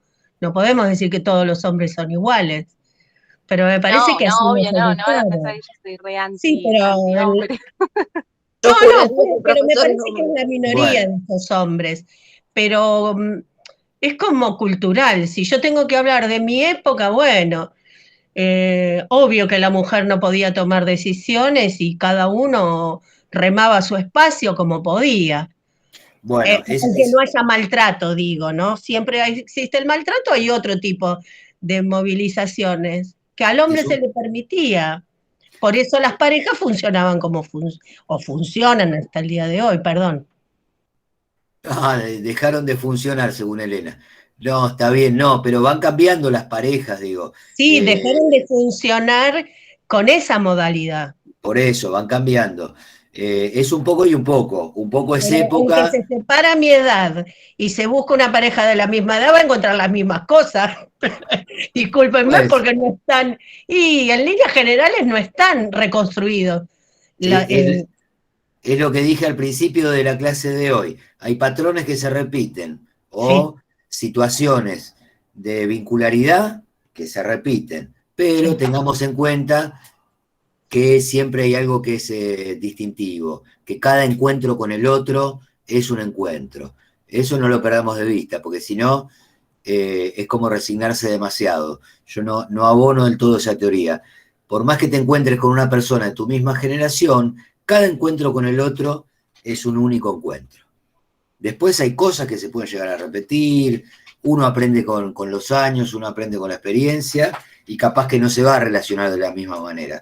Por eso yo creo que hay algo, para cerrar, hay algo de la época, como planteaban Flor y Elena, creo, hay algo que es época y hay algo que tiene que analizar uno con cada uno, digo, como para no esquivar la situación, ¿no? Florencia, por ejemplo, podría hacer un análisis de cómo elige a sus parejas, digo, para no terminar excusándose con la época o con cuestiones que no es que no sean verdaderas, pero que a veces son un atajo para no involucrarse en la situación. Igual, hoy en día las parejas que llevan 40 años, que antes no se separaban, hoy con 40 años se separan, construyen otra vida y son más o sea, cambian totalmente su vida. Sí, y capaz que está mejor, qué sé yo, capaz que una pareja con 10 años está bien ya, ¿para qué más? O no, digo, el asunto es que estar abierto y permeable a todos estos cambios que van sucediendo, ¿no? Tampoco es que hayan tenido grandes resultados los que se casaban para toda la vida. Entonces, está bueno ir probando. Si acá lo importante es que... Perro, entonces, profe. ¿Cómo? ¿Cambiamos de perro? No, con el perro es distinto. Con el perro es mucho más fácil, además... Una genia, Elena, cambiamos de perro. Sí, porque la otra vez, cuando no sé qué yo dije de mis perros, hablo de lo personal, y él tiró varias veces el marido. Entonces digo, bueno, pero es por algo que yo dije, profe. Ahora no lo repito porque no me quiero enterar. No, el día de los perros la verdad que me reí muchísimo. Hubiese anotado, bueno, está la clase, pero me la voy a anotar esa clase. La desgrabamos así, lo presenta en un coloquio. No, es una genialidad. Lo que cada una con todos los perros es una genialidad. Porque yo con la clase de perro ahora tengo profe, miedo. No discrimina a mis conejos, mis tortugas. Perdón porque hablaron Andrea y Ana Clara a la vez, me perdí a las dos. Creo que Ana Clara habló de los conejos. Que no discrimina a mis gatos, a mis conejos, a mis tortugas, a mis gallinas. Como los perros solamente. Bueno, seguimos un poco más adelante porque para hablar un poquito de las reglas, a ver, me había quedado de los roles, cómo explicar un síntoma. El uso de la familia de origen como recurso en la terapia de ayuda, a ver con la fuerza... Yo diría que íbamos por las reglas como formación de relación en estructura familiar. Sí, pero estoy tratando de avanzar porque hay un montón de cosas que ya las estuvimos conversando. Claro, ir un poco más adelante, esto de los sistemas, esto quedó claro, de cuando se juntan una familia o una pareja, son dos sistemas familiares, no son dos, ¿tá? No son dos personas, son dos sistemas familiares que se juntan. Eso es medio fundamental. Vamos a ver un poco las reglas, porque de roles la verdad que ya hablamos un montón. Las reglas son acuerdos de relación que prescriben o limitan las conductas de los individuos, organizando su interacción en un sistema razonablemente estable. Por ejemplo, una regla puede ser, cuando el padre habla, todo el mundo se calla. Estas reglas ponen en juego una dinámica familiar en la que todos o varios miembros participan. Un ejemplo, no sé dónde lo anoté, pero un ejemplo era el que había traído, creo que Agustina, eso cuando dijo, ni voz ni voto. Vos lo trajiste, Agustina, no sé si estás por ahí. Bueno, sí, ni voz claro. ni voto. Vos sabés, bueno, eso es una regla, porque no lo hablaron de entrada, pero eso se estableció así, que la mujer ahí o tu madre en cuestión no iba a tener ni voz ni voto, y seguramente se acrecentó con los años, y después andás a ver, por ahí ninguno de los hijos tenía ni voz ni voto, o por ahí los hijos varones sí, y las hijas mujeres no. Sí, tal cual, las hijas mujeres siempre sometidas. Exacto. Solamente hablaban los hombres ahí. Esas son reglas de una estructura familiar. En la familia de mi marido hacían reunión familiar y se juntaban los varones. Sí. Y a nosotros, o sea, yo podía ser la esposa y quedaba afuera. Ahora que tiene 80 y pico, quiere hacer reunión familiar y me quiere unir, yo me quedo afuera, arréglense solo. Porque ahora están todos, están todos chotos y yo tengo que opinar, ¿no? Bueno, pero cuando eran jóvenes era opinión así, vertical, y hasta consultaban a los tíos más grandes de mi marido, así, a nivel verticalismo. Claro, verticalismo. De mi mamá, de la parte de la familia de mi mamá, que nos cortaban el pan para la picada en rodaje, me daba una bronca.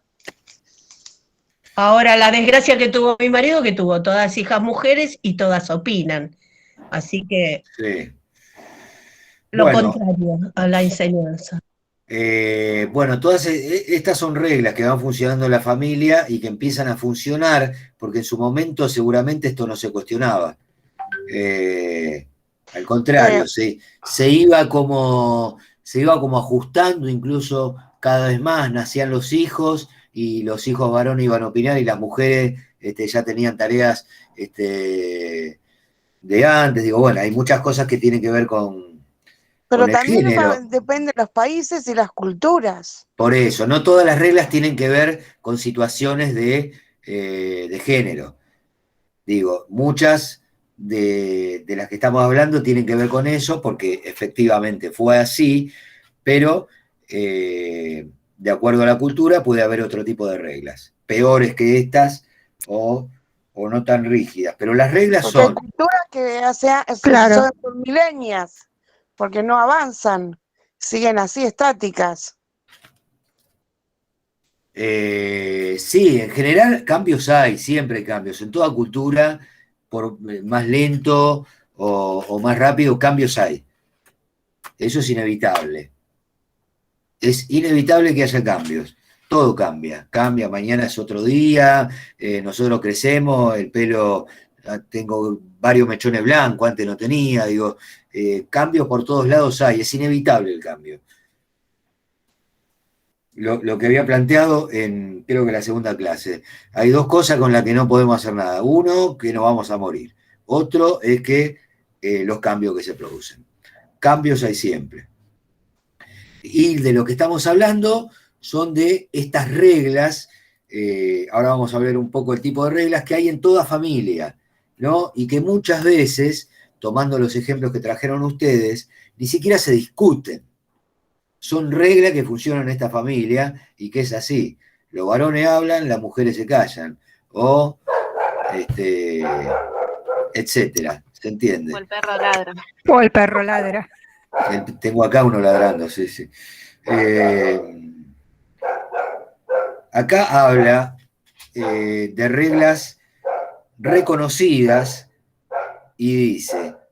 dos ejemplos pueden ser, se vuelve a casa antes de las 3 de la madrugada o no se fuma en el salón de la casa. Bueno, acá hay un montón de reglas. Estas, la de no fumar no tiene una cuestión de género. En ciertas casas no se fuma o se fuma afuera o se fuma a determinada hora. Bueno. Y bueno, ese es otro tipo de reglas. Dice que cuantas más transparentes y claras sean las reglas en la familia, más fácil será la convivencia. En pocas familias, reconoce incluso el autor, hay reglas acordadas de manera directa y abierta.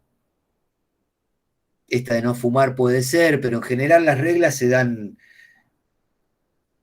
no se sabe muy bien, pero la familia empieza a establecer reglas, se come a cierta hora, se van a dormir a cierta hora se levantan, se puede fumar o no se puede fumar, se puede tomar un vaso de vino a la noche o no, ¿no? Vieron que hay como reglas que se van estableciendo en la familia y que muchas veces no están conversadas.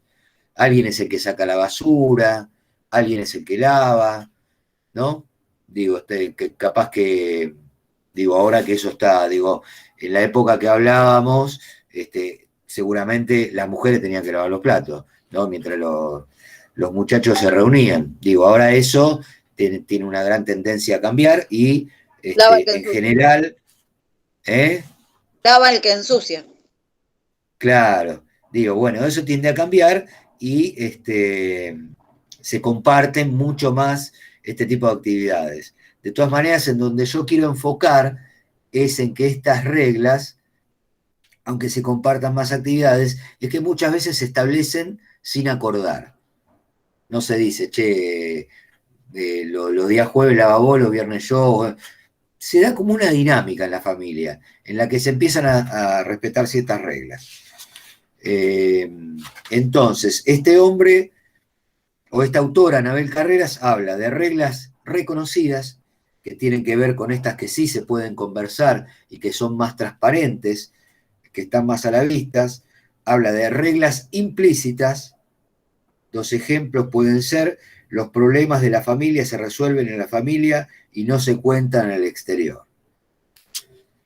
Reglas implícitas tienen que ver con aquellas reglas que por ahí se hablan o no se hablan, pero que se sabe que es así, ¿no? Una puede ser esa, los problemas de la familia se conversan adentro y no afuera. Y después hay otro tipo de reglas, llamadas secretas, en la que son modos de obrar con los que un miembro, por ejemplo, bloquea las acciones de otro miembro. Son actos que tienden a desencadenar actitudes deseadas por quien manipula el resorte que los provoca. La madre realiza, acá pone un ejemplo, estoy buscando un ejemplo en el que la madre realiza una queja psicosomática que conlleve que el padre tenga que acudir a casa. Esta es un poco más intrincada, pero son reglas que a veces pasan, que si uno dice cierta cosa, sabe que el otro va a obrar de determinada manera.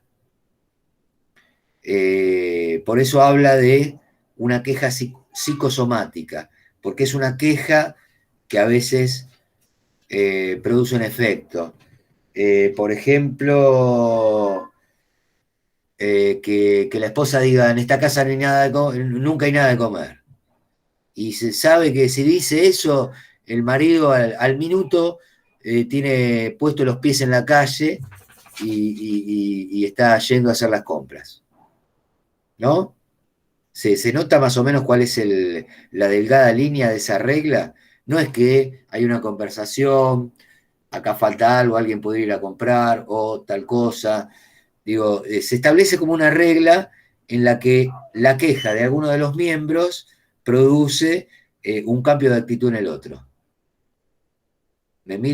Ahora me miran como extrañados, pero capaz que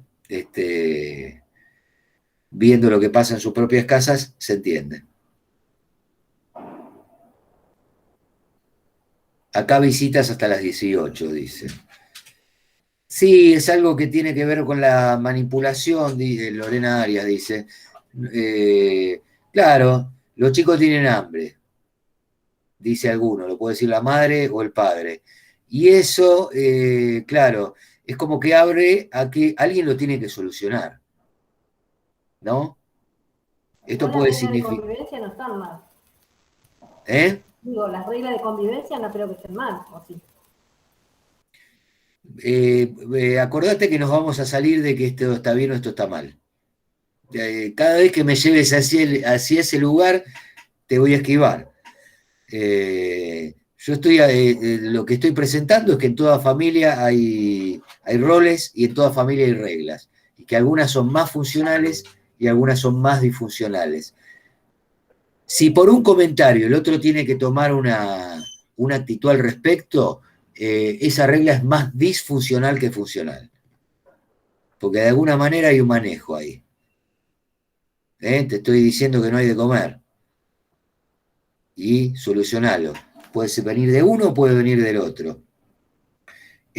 No hay un diálogo abierto en el que ambos están dispuestos a conversar sobre lo que pasó, y además es una cosa que se reitera en general, que uno sabe que ante cierto comentario, porque que vos digas un día, los chicos tienen hambre, ahora si lo decís todos los días, y solamente se produce ese diálogo, hay algo ahí que está denunciando otra cosa. Le abro al perro que se quiere ir. Bueno, pero este es un tipo de reglas que establecen las familias.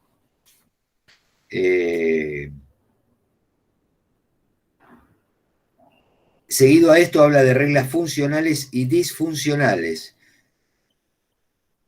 ¿No? Dice, en esta casa nadie dice nada o siempre soy yo la limpia. Supongo que debe ser la que limpia, ¿no?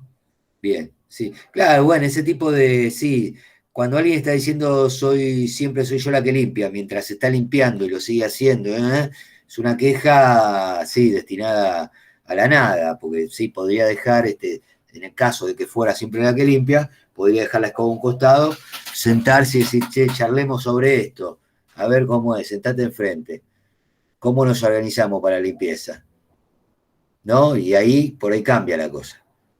Más o menos, le pueden decir, a mí no me molesta que esté sucio. Bueno, pero vos le podés decir que a vos sí te molesta, y que entonces se van a tener que organizar de alguna manera. Más o menos. En No, nuestra está bien. Bueno, yo dije que las familias son un desastre, lo dije de entrada. Comparto con Mónica, conozco esas respuestas. Pueden estar 3 días los platos para lavar.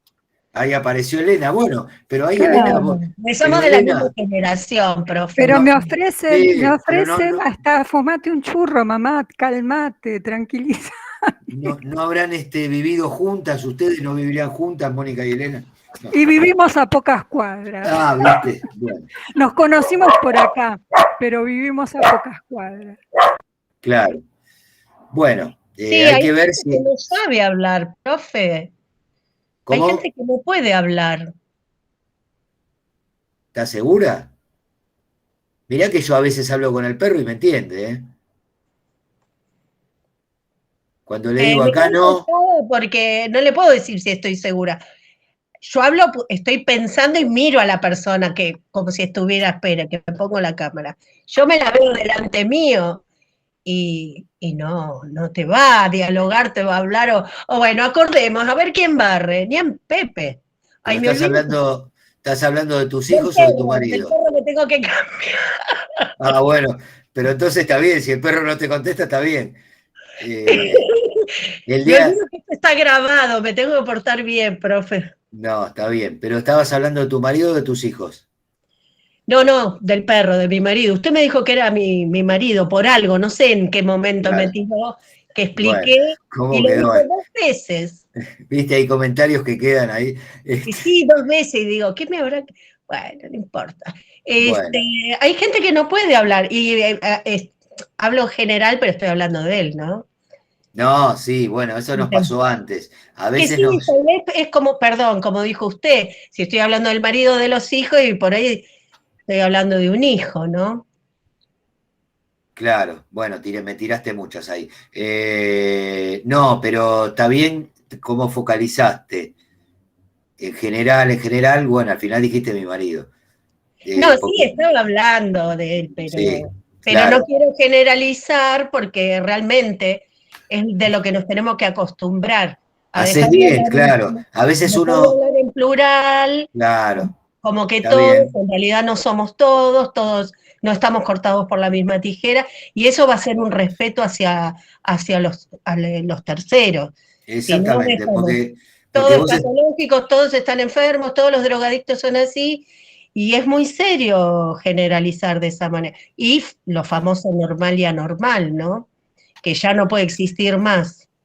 Es No, bastante no, correte de lo bueno y lo malo, Por de eso lo yo normal soy y la anormal. normal, yo. Sí. Claro, Bueno, sí, es que si lo normal es lo que dicen que es, yo prefiero es ser verdad que anormal. Danico 500 la terapia. ¿Eh? No, porque Danico dice 500 pesos la terapia, le digo, demasiado barato. Ah, pero Danico paga 500 o cobra 500, ¿cómo es? No sé, o me habrá dicho que pague 500 por Propone que pague. Que paguemos, por los que hablamos. Ah, le propone a ustedes, claro, y bueno, y Danico está ahí, claro. Está con un frente... Es barato 500, Danico. Mira qué dije. ¿Qué opinás, Danico? No, 500 está bien, es un precio al día. Le pone el cash a usted. Bueno, Me pero... parece barato 500 como 500 pesos terapia en una grupal, sesión. con todos los que hablamos, sí se hace el día. Hay que ¿Acepta ver por Mercado qué Danico Pago? no habla, ¿eh? Claro, Otra vez cada Mercado uno Pago. le vamos a pagar 500, sí, me gusta ese número. Ah, bueno, pero hacemos clase todos los días, me salvo. No, bueno, lo importante es que podamos pensar acerca de lo que estamos hablando para entender el funcionamiento de una familia, y yo les agradezco los ejemplos que traen de su vida particular, porque, digo, vienen al caso y nos ayudan a ver cómo en cada familia pasan estas cosas. Y está bueno, lo que decía Elena, de empezar a particularizar, ¿no? Está bien marcar lo de la época, pero también tener en cuenta que uno está hablando de lo que le pasa a uno, que no tiene por qué pasarle al lado lo mismo, aunque pueda llegar a parecerse. Después es cuestión de que, eso sí, si vos querés hacer terapia, ver cómo lo resolvés, lo que te pasa en tu casa, cuánto te afecta y cómo lo resolvés. Acá están pasando otros precios. Bueno. Sí, pero a mí nunca Perfecto. me dan el alta, no sé qué pasa conmigo. Sí, ¿y para qué querés que te den el alta? Y porque en mi casa siempre dicen, me dio la alta, me dio la alta. A mí no me le da el alta el psicólogo, la psicóloga. Bueno, no Bueno, importa. pregúntate para qué querés que te den el alta. Que está bueno. Deja correr la pregunta. Bueno, acá dice que en la familia funcional el sistema familiar es capaz de modificar sus reglas cuando se producen cambios. Esto lo venimos diciendo, sobre todo con el crecimiento de los hijos. Esto ya está. Estamos, claro, ¿no? Estamos en 1944, a ver si vemos algo de los mitos. Yo quería ver algo de los mitos porque es otro tema que es más fuerte. Con respecto al mito familiar, bueno, los mitos tienen que ver un poco con cosas que se heredan, que son más profundas, que vienen en relación a los años con la familia. Bueno, un poco hablamos hoy. Acá dice que podemos ver, vamos a ver si puedo tomar algún ejemplo, estoy tratando de adelantar en el apunte, espérenme un poco. Toma un ejemplo, dice acá, el de la familia García, la madre es cabeza de familia, se hace cargo de toda la organización familiar, trabaja jornada completa fuera del hogar, mantiene la casa, supervisa a 3 hijos y a su marido. A este último no hay que darle disgustos porque es frágil y se deprime. No se le puede mencionar ningún problema y es ella la que se encarga de solucionar todo. Él acepta este rol y no demanda un mayor espacio en la vida familiar ni en la toma de decisiones. Los hijos participan de esta regla y se apoyan en la madre. Podemos ver cómo este mito sobre la fragilidad y tendencia a la depresión del padre es un potente organizador de la rutina familiar. Es decir, que se encarga, en este caso, se encarga de todo la madre. Bueno, esto es un poco parecido al rol, pero es más profundo. Porque en este caso de la familia García, bueno, un poco la familia se arma en relación a este mito, ¿no? De que el padre es débil y tiene una tendencia a la fragilidad, a la depresión y a no resolver problemas. Y entonces todo el sistema familiar se organiza en base a eso y nunca más se pone en duda si esto es así o no es así. Queda como un mito de esta familia, los hijos crecen con esta situación y en algún momento se irán de la casa con esta visión. Hay algunas características de los mitos.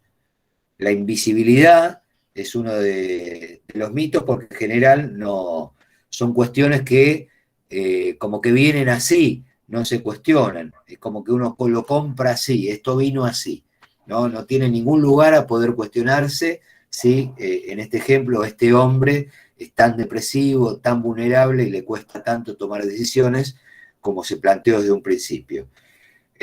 Las reglas implicadas en el mito se imprimen sin hacerse notar, se ejecutan sin sentencia ni juez, porque responden a unas creencias y a unos valores que son apoyados por todos los miembros.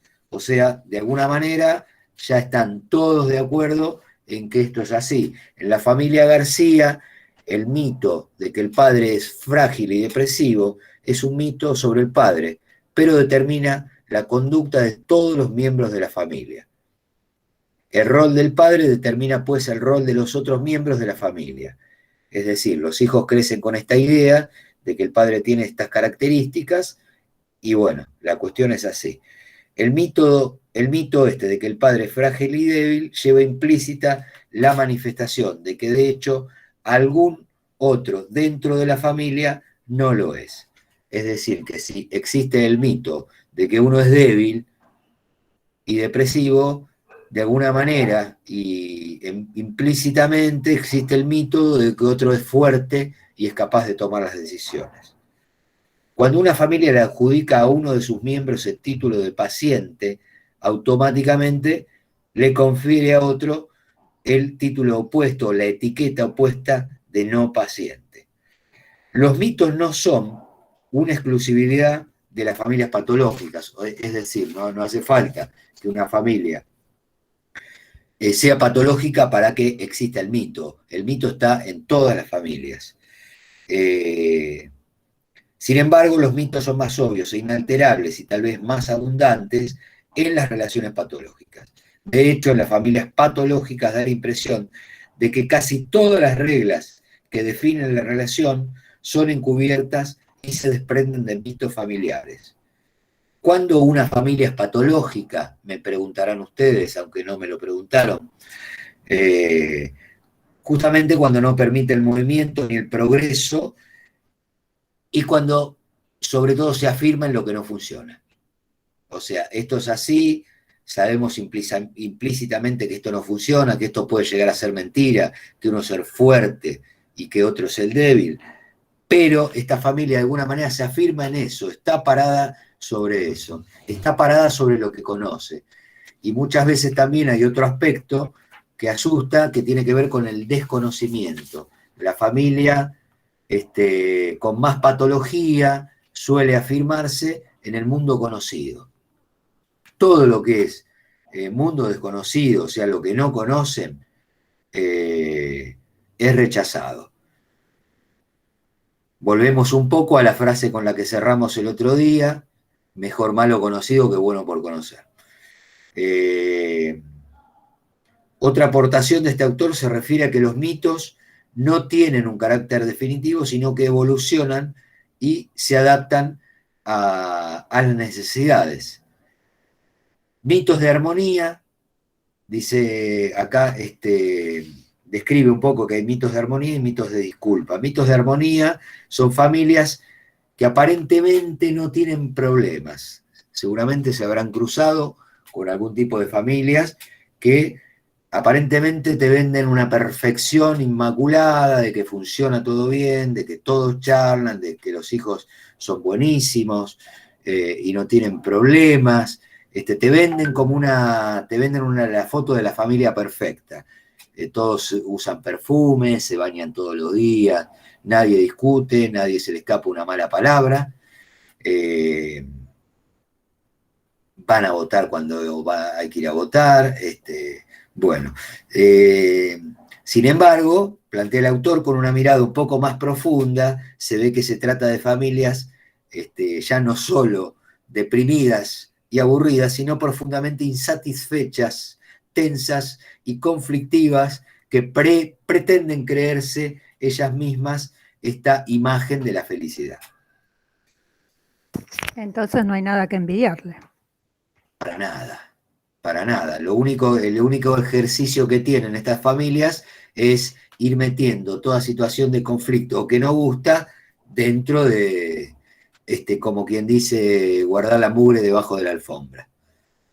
Pero de alguna manera se organizan detrás de este mito de la armonía y de que todo está perfecto. Esto también es un mito, porque nadie puede tener... Los más calladitos son los peores. Bueno, esto puede ser una variante del mito. Pero seguramente han visto situaciones de estas, en que uno los termina viendo y dicen, mi familia es un desastre, más de lo que lo pensaba. Bueno, esas familias en general suelen tener bastante problemas. Hablando de... Sí, quería hacer un aporte con los mitos, que no solamente se dan los mitos en familias... bueno, mis padres son padres separados y sí había el mito de que mi mamá lo había dejado, pobre mi papá, mi mamá se fue con otro hombre. Estuve hasta los 12 años diciendo, ¡ay, pobre! Mi papá se quedó solo, que era lo que nos vendía de parte de la familia de mi mamá, de mi papá, perdón. Después del paso del tiempo, bueno, no hizo nada que ver. Se quedó con ese rol mi papá de pobrecito, que no tenía nada de pobrecito, pero que lo descubrí más adelante. Y ese es el mito. Todo lo que iba diciendo usted lo fui relacionando con esta estructura familiar, en la cual el rol que le dieron a mi papá, él lo tomó y se quedó como el pobrecito. Y bueno, después con los años, mi papá era jugador, tomaba mucho, mi mamá se cansó, y bueno, había una ley en la cual los chicos se quedaban con los padres, que fue lo que nos pasó a nosotros. Nosotros nos quedamos con mi papá por esa ley, abandono de hogar, entonces mi mamá le sacaron los hijos.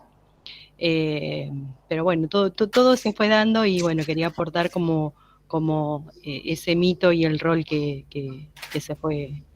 Claro, viendo. sí, es completamente acorde con el ejemplo. El mito del pobrecito, y encima transmitido por otros familiares.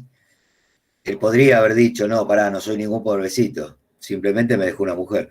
Pero bueno, él se escudó y bueno, sí, después había que ir a buscarlo al casino, al pobrecito. Que tiene derecho de ir al casino si quiere, pero el asunto es que, claro, se vendió por lo que no... Bueno, es perfectamente aplicable a lo que venimos hablando. Se creó el mito y todos crecieron creyendo en el mito del pobrecito y el abandonado. Acá habla de mitos de disculpa, presenta una estructura más compleja que los anteriores, se observan en ellos procesos de separación, negación, idealización e intensa proyección. El mito tiene una estructura en la cual una o varias personas de la familia son responsables de la desgracia familiar. Estas personas, además de las culpas propias, deben cargar con la culpa de las que desean liberarse los otros miembros de la familia. Esto me hace acordar es un poco lo que recién contabas, pero también me hace acordar a esos mitos de las personas que están muy ausentes, cuando te empiezan a decir si estuviera tu padre, o si el abuelo hablara. ¿No? Se empieza a crear un mito de un personaje faltante que supuestamente no permitiría ciertas cosas, pero en realidad ese ausente empieza a funcionar como un mito, interactuando ahí en la dinámica familiar. Seguramente lo habrán escuchado. O cuando, no sé, un chico se porta mal y le dicen, ahora cuando venga tu padre vas a ver. O sea, como... Capaz eso también. El padre ni está enterado y como que lo ponen en esa posición y el chico ya se hace la idea de que no sé, que cuando venga el padre va a pasar algo o lo va a castigar, ¿no? El terrible castigo, hay más que un padre llega un castigador, que entra y pregunta, ¿qué pasó acá? Cuéntenme todo. Sí, bueno, sí. Eso es un mito. El mito de ya vas a ver cuando venga papá. Completamente. Después habla, por último, de mitos de salvación, que dice que son la otra cara de la moneda de los anteriores. La familia cree que puede evitarse o diluir los sufrimientos y la vergüenza gracias a la intervención benéfica. Bueno, es parecido a la intervención benéfica y salvadora de un personaje fuerte, sino omnipotente. Este papel de redentor puede adjudicarse a un miembro representativo de la familia o algún pariente o amigo bueno y rico, incluso al terapeuta familiar.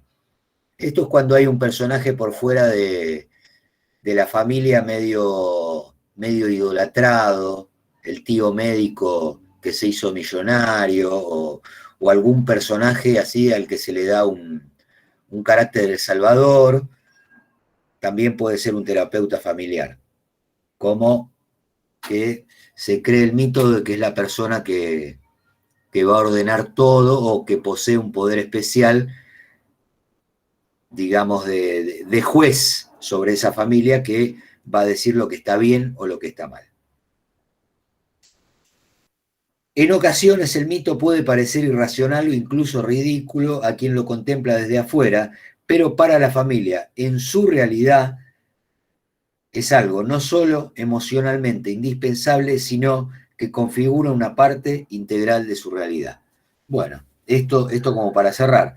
Es decir, que vistos de afuera, toda esta clase de mitos que utiliza cada familia puede sonar como raro o como tonto, paradojal, pero para la familia que lo vive como si fuera la realidad, ¿no? Esto de ya vas a ver cuando venga tu padre, o si estuviera acá.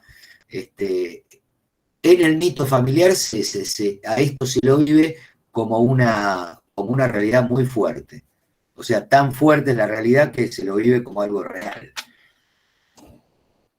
Bueno, me estoy fijando a ver si hay alguna pregunta o si quieren hacerme alguna pregunta. Más o menos hoy con esto me parece que ya vimos bastante y que pusimos un poco de luz sobre roles, reglas y mitos familiares. Bien, perfecto, buenísimo. ¿Alguna pregunta? Me parece que ya tenemos bastante con todo lo que fuimos conversando, ¿no? No, a mi parte no, profesor. Buenas noches. Pues les quiero decir una cosita antes, que me olvidé de decirlo al principio, igual seguramente se lo dirán las chicas. Yo tenía pactado el primer parcial para el 30 de septiembre, pero el 30 de septiembre es el día de Almirante Brown. Almirante Brown. Se me había escapado eso, así que seguramente lo correremos para el viernes y por ahí tomamos un poco el sábado.